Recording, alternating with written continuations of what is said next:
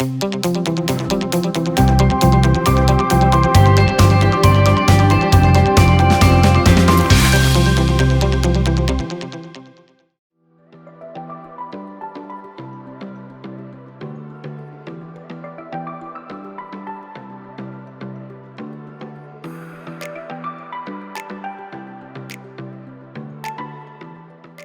so sorry.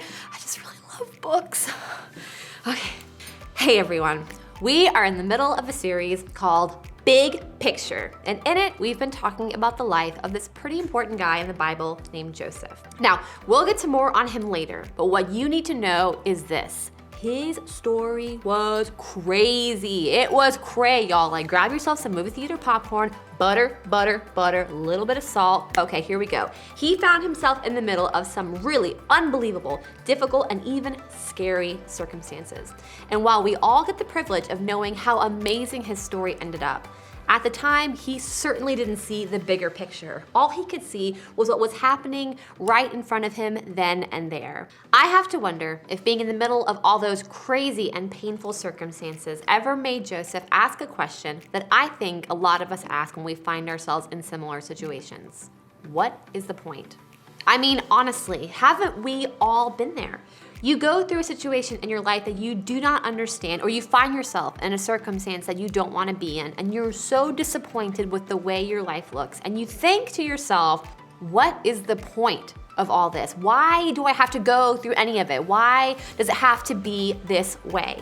Now, when I was in middle school, my parents split up, and it was really, really hard for me and my siblings to deal with because it was not a smooth separation. And their messy separation led to a messy divorce, and then their messy divorce led to lots of messy, difficult years in my family where it was hard to imagine things ever being good again. And there were lots of nights that I spent crying over all of this just craziness, and I would ask God over and over and over, what is the point of all this? Why do some families get to work out and be happy while other families don't? And when we were in the middle of all that nonsense, it was impossible to imagine that things could ever be good again because we just couldn't see the bigger picture. We couldn't understand that God had a bigger story in mind for us. Now, maybe you haven't had an experience exactly like mine, but a lot of you probably have felt this way. And maybe for you, it was at school. You thought, why do I need to learn about the French Revolution or the periodic table or long division? When am I ever going to need to use this stuff in real life? What is the point? Or maybe you felt this way at home. Your parents make you do the chores and play with your siblings or wake up early on a Saturday morning, and you absolutely do not understand why. I mean, every time you're picking your clothes up off the floor or taking your baby sister outside or being forced to get up early on the weekend, you're thinking to yourself, what's the point? Maybe you've asked yourself that question when you found yourself dealing with disappointment, when you didn't make the team, or you got ghosted by a friend, or you got gossiped about at school. You just couldn't understand why you had to deal with all the pain and disappointment of it. You couldn't see the bigger picture or the point of the situation.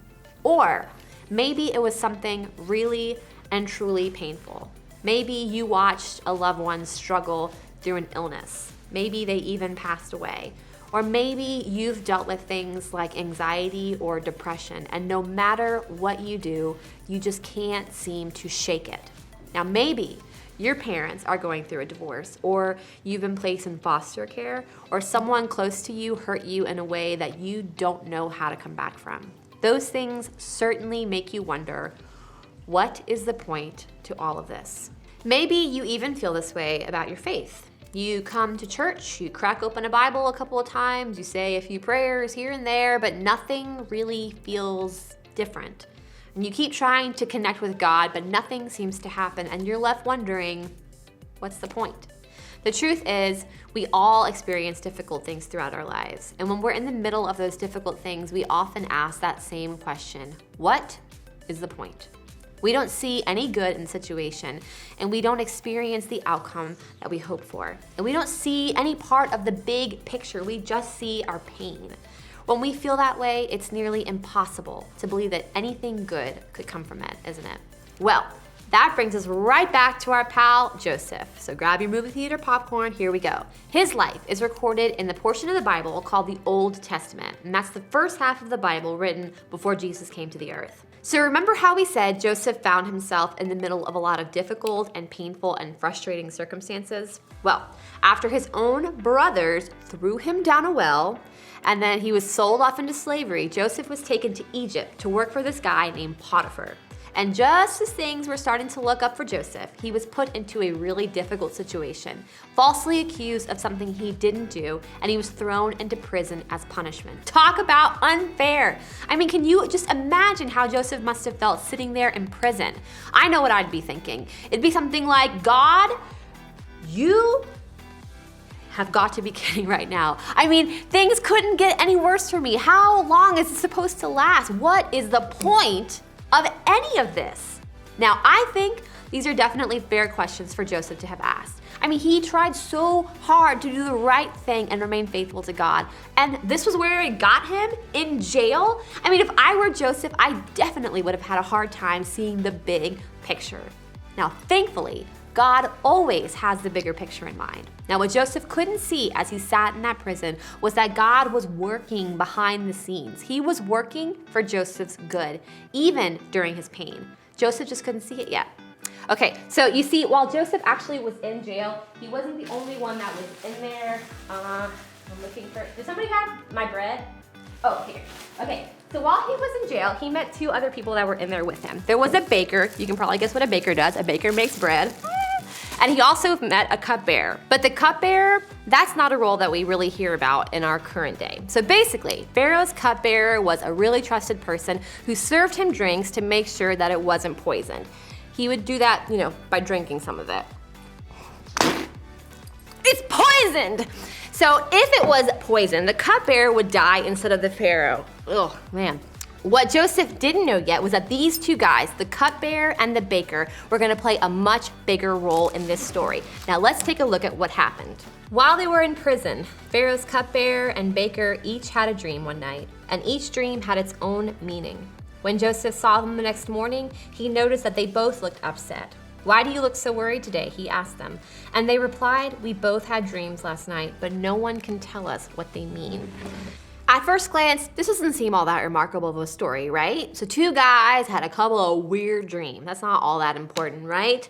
Wrong! You see, at the time, dreams were believed to be predictions about what might actually happen in the future. So often, when people had weird dreams, they would seek out someone who could help them figure out the meaning so that they could understand what was coming. And Joseph knew that God could help him interpret their dreams. So he listened really carefully and interpreted them as God showed him what they meant.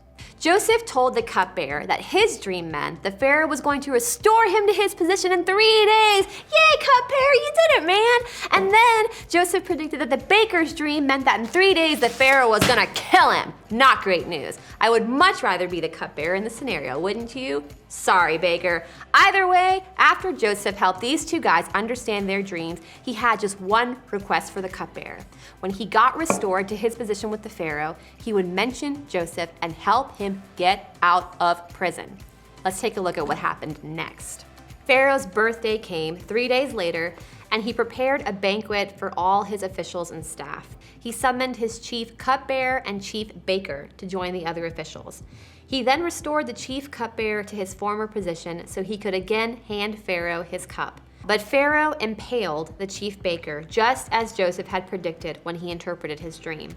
Pharaoh's chief cupbearer, however, forgot all about Joseph, never giving him another thought. Okay, I think there are two really important things to note about this passage. First, everything God told Joseph would happen did happen. Really sorry, baker. And second, even after all that, Joseph was forgotten. The cupbearer didn't keep his word, and so Joseph remained in prison. I mean, can you imagine how hopeless Joseph must have felt after that? He probably thought this was his last chance to be released from prison. And we can only assume that once again, he found himself asking, what is the point of all this pain and all this suffering? Nothing is ever going to change. And for a while, that probably seemed true. Because as the Bible tells us, it took a full 2 years for the cupbearer to finally remember Joseph. But Joseph didn't know everything that was happening, all that God was doing in those years. He couldn't yet see the bigger picture. I mean, can you really blame Joseph for probably feeling down about his situation? Can you blame him for not paying attention to the bigger picture that God was creating? I mean, he was in prison for 2 whole years. That's an incredibly long time to be wondering what God was up to. Think about it this way. Do you even remember what dances were trending 2 years ago? I mean, can you imagine being in prison for that long, feeling alone and forgotten? Well, that was the situation that Joseph was in. But 2 years later, the Pharaoh himself has a dream that no one could interpret. And it was then that the cupbearer finally remembered a guy he met in prison who was really good at interpreting dreams. And just like that, things turned around for Joseph. He got his chance. The Pharaoh called on him to interpret his own dreams, and God helped Joseph to do it. So let's take a look at what happened after that. Then Pharaoh said to Joseph, "Since God has revealed the meaning of the dreams to you, clearly no one else is as intelligent or wise as you are. You will be in charge of my court, and all my people will take orders from you. Only I, sitting on my throne, will have a rank higher than yours." Finally, after all of the struggle and suffering, after slavery and imprisonment and abandonment, Joseph finally got the good news that seemed like it would change his life for the better. And it was about time, right? But here's the thing. This isn't about Joseph finally getting good news. This isn't even about his happy ending or the nice promotion he got. It's about the bigger picture. What Joseph didn't realize during that time in prison was that God was writing the bigger story. Joseph didn't see that right there and then in the middle of that painful and difficult circumstance, he was positioned to do something great, something only he could do. Joseph's story was painful and filled with problems, but through those problems, God was creating a better future for Joseph. Joseph just had to be willing to trust that God could use him right where he was. That even during Joseph's pain and problems, God was working behind the scenes for his good. And the same can be true for you. We may never understand why we're dealing with the things we're dealing with or why we are facing our circumstances, but we can trust that just like there was for Joseph, there is a bigger picture for us. And while creating our bigger picture, God is working for our good. And that good may not always look the way we think it will. And it certainly didn't for Joseph. And we may never actually figure out why we had to go through the tough things that we had to go through. But when we trust God right where we are, we can trust that He's working toward what is best for us, even if we can't see it or don't understand it. In other words, when you can't see the bigger picture, trust that God is working for your good. So, how do we do that? Well, instead of struggling to find the point in our pain, how do we trust that God is working for our good? I think we can start with these steps. First, exercise faith. On a daily basis, and maybe even sometimes on an hourly basis, choose to believe and trust that God is good and that He has everything under control. In those moments when you don't feel like you believe or when the pain is just too much, say something like this over and over and over until you start to believe it. God, you are good no matter what, and you have everything in your control. Second, look for the good. Now, while you're in your difficult situation, it's normal to want to just rush past the problem. But sometimes when you pause and take a step back, you can actually learn something about yourself and others. And sometimes you could even grow in the process. And while you won't always see the ways that God is working for your good, you can still make a choice to look for it. And you can even look back on the times when God worked for your good, even when you didn't realize it at the time. Third, seek encouragement. When you lose sight of the truth that God is working for your good, lean into someone else. Ask them to tell you a story of when God was working for their good, even when they couldn't see the bigger picture. Use their experience to encourage you during difficult times.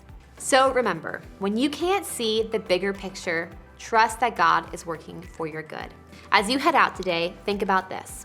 What's one situation in my life right now that I don't understand the point of?